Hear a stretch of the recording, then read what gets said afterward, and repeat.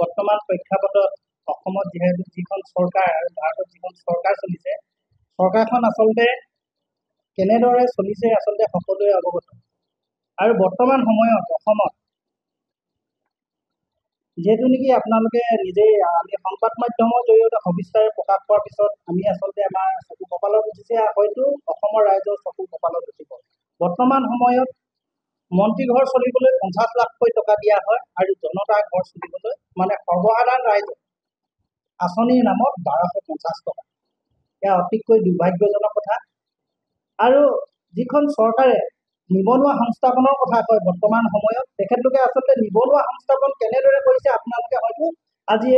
আমি সংবাদ মাধ্যমৰ জৰিয়তে অসমৰ ৰাইজক ক'ব বিচাৰিছে, আচলতে নিবনুৱা সংস্থাপন হৈছে নে মন্ত্ৰী ঘৰৰ সংস্থাপন হৈছে আপোনালোকে নিশ্চয় হ'ব। নিবনুৱা আচলতে তেখেতলোকে সংস্থাপন দিছে, তাৰ নামত তেখেতলোকে কি কৈছে, চৰকাৰী ৰজাঘৰৰ যিসকল মন্ত্ৰী বিধায়ক আছে তেখেতলোকক ৰাজ সাহায্য 50 লাখকৈ টকা ৰাজ সাহায্য প্ৰদান কৰি তেখেতলোকক আচলতে সংস্থাপন দিছে। বৰ্তমান সময়ত আমাৰ যিসকল টেট শিক্ষক আছে, অন্যান্য চাকৰি যিসকল নিয়োজিত আছে, তেখেতলোকক কিন্তু আজি পৰ্যন্ত এইখন চৰকাৰে ধাৰৰ ওপৰত ধাৰ, কৰৰ ওপৰত কৰৰ বোজা লৈ তেখেতলোকে মন্ত্ৰী বিধায়কৰ যিসকল অঙহী বঙহী আছে তেখেতলোকক কিন্তু ৰাজ সাহায্য প্ৰদান কৰি তেখেতলোকক ধন্য,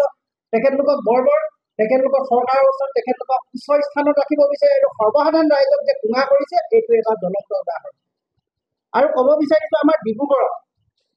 আপোনালোকে নিশ্চয় অৱগত, ডিব্ৰুগড় জিলাত এতিয়া নতুনকৈ 2খন আকৌ ব্ৰিজ তেখেতলোকে মুকলি কৰিলে। আমোলাপট্টিত এখন ব্ৰিজ মুকলি কৰিলে, এখন সৰ্বানন্দ সোণোৱাল ঘৰ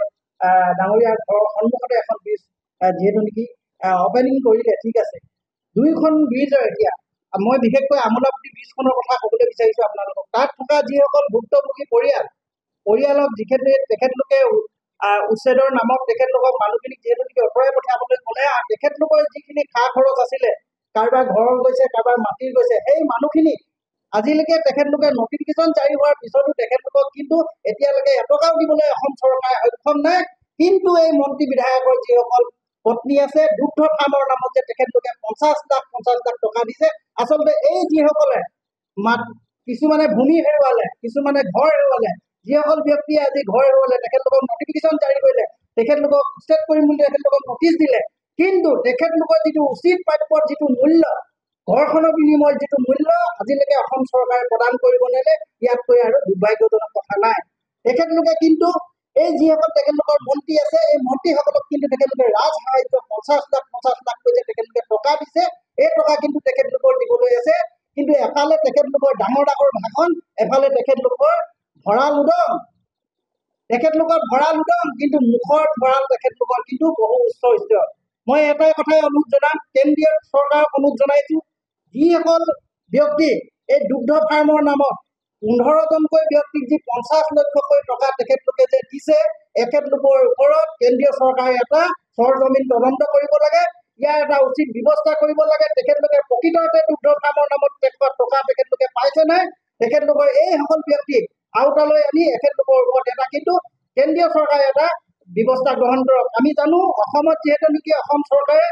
আমি যদি তেখেতলোকক ব্যৱস্থাটো কৰিবলৈ কওঁ, তেখেতলোকে কিন্তু গা এৰা দিব, দুদিনমান এটা বেলেগ এটা পৰ্যায়লৈ ঠেলি তেখেতলোকে গোটেই ইছ্যুটো ডাইভাৰ্ট কৰি হয়তো এই ইছ্যুটোক তেখেতলোকে বেলেগ এটা ইছ্যুলৈ ডাইভাৰ্ট কৰি হয়তো এইটো নাইকিয়া কৰি দিব। আচলতে অসম চৰকাৰৰ যিসমূহ বিভাগ বা যিসমূহ তেওঁলোকৰ চৰকাৰী আঁচনিবিলাক চলি আছে, তাৰ মাজতে আমি কিছু সংখ্যক সংবাদ মাধ্যমত দেখা পালো, বিগত বিভিন্ন সংবাদ মাধ্যম চৰ্চাত দেখা পাইছো আমি যে অসম চৰকাৰৰ দুগ্ধ বিভাগৰ যি ৰাজ সাহায্যৰ ক্ষেত্ৰত আমি বিশেষকৈ অসমৰ দুগৰাকী মন্ত্ৰীৰ পত্নীৰ নাম সাঙুৰ খাইছে বুলি আমি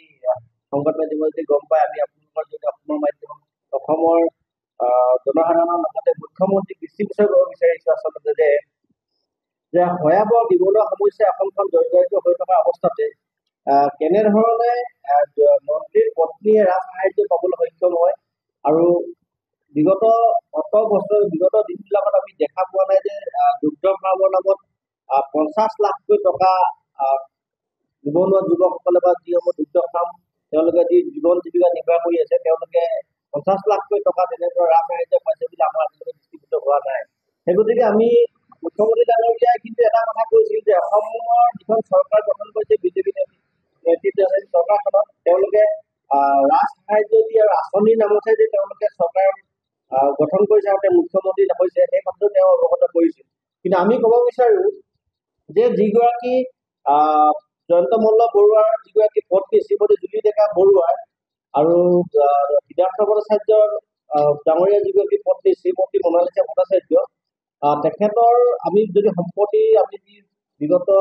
যোৱা নিৰ্বাচনৰ আগমুহূৰ্তত যি তালিকা প্ৰদান কৰিছিল জয়ন্ত মল্ল বৰুৱাৰ যিগৰাকী তেখেতৰ পত্নী, তেখেতৰ প্ৰায় 4,92,00,000 টকাৰ মানে সম্পত্তি তেওঁ আছে। 4,92,00,000 টকাৰ সম্পত্তি থকা এগৰাকী মহিলাৰ কেনেধৰণে ৰাজ সাহায্য পায় এইটো কিন্তু আপুনি বিচাৰ্যজনৰ বিষয় আৰু অসমৰ ৰাইজৰ আচলতে আমি জানিবলগীয়া প্ৰশ্ন। সেই গতিকে আমি ক'ব বিচাৰিছো যে আজি যিসমূহ আজি টেট শিক্ষকে হওক বা যিসমূহ আজি ঠিকাদাৰী আমাৰ থলুৱা ঠিকাদাৰসকলে বিল পোৱা নাই বা শিক্ষকসকলে দৰমহাত টকা পোৱা নাই, মুখ্যমন্ত্ৰী ডাঙৰীয়া ভাষ্যত আমি এনে শুনা পালো যে মন্ত্ৰিত্ব যোৱাৰ পিছত তেখেতসকলে কি কৰিব, গড় হত্যা কৰিতো খোৱা নাই বা কংগ্ৰেছৰ দিনত দুৰ্নীতি হৈছিল, বিজেপি চৰকাৰৰ দিনত দুৰ্নীতি হোৱা নাই, এই কথাবিলাক তেওঁ মুখ্যমন্ত্ৰী